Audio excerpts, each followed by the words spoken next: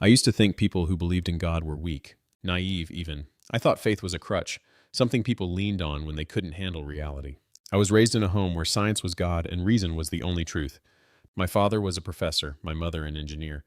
They taught me that the world could be explained, measured, and solved. No need for anything divine.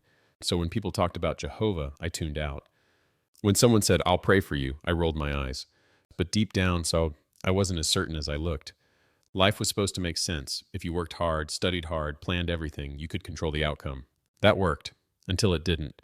I graduated, got a good job, had money, had friends, but there was this gnawing emptiness I couldn't explain. Every night, after the noise and laughter faded, I'd lie awake asking, why do I still feel so hollow?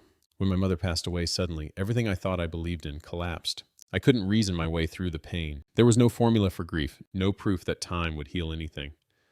I remember standing at her grave and saying out loud, "If you're real, prove it." I didn't even know who I was talking to. I just wanted peace, and I didn't have it. A few months later, a coworker invited me to a Bible discussion group. I almost laughed, but she was kind. The kind of peace you can't fake. So I said yes. That night they were reading from Isaiah 26:3.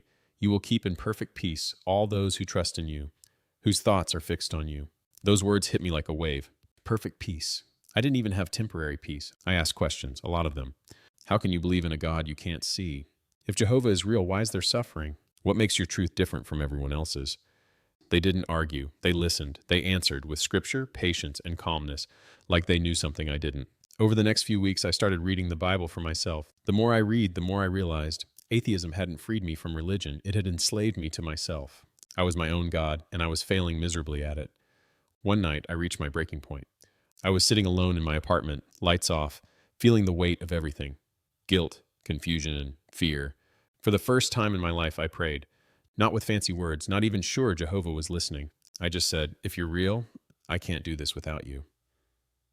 That night, something changed. The emptiness didn't vanish instantly, but I felt seen. For the first time, I wasn't talking to the universe. I was talking to someone who answered. The next day, I woke up and felt this quiet strength inside me. Not emotional hype, but peace. It was like Jehovah had heard that trembling prayer and said, welcome home. Over time, I studied the scriptures deeply. I learned who Jehovah is, not an abstract force, but a loving Father who sent his Son, Jesus Christ, to bring us back to him. I learned that peace isn't found in proof. It's found in presence, Jehovah's presence. I had always sought certainty in data, but faith gave me certainty in destiny. And as I read Tiffany Gerdine, Seeking Peace, I realized something she said was true. Peace isn't the absence of pain, it's the presence of purpose.